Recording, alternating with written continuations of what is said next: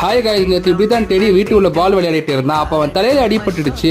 அப்போ நான் என்ன ரியாக்ஷன் பண்ணேன்னு நீங்க பாருங்க. அவன் ஆடிட்டு இருக்கும் போது பால் திவான் உள்ள போயிடுச்சு. அதை எடுக்க அவன் ட்ரை பண்ணா.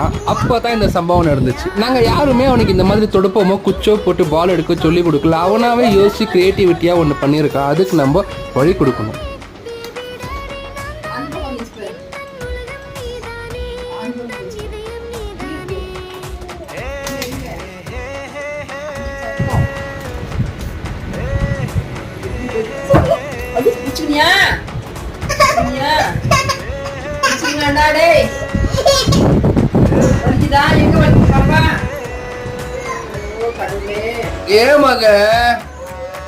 குழந்தைங்களுக்கு அடிபட்டுச்சுன்னா ஆல்ரெடி அவங்க பயந்து இருப்பாங்க. நீங்க மறுபடியும் பயந்தோ கத்தியோ அவங்கள இன்னும் பயப்படுத்தக்கூடாது. அவங்கள காமா டீல் பண்ணணும்.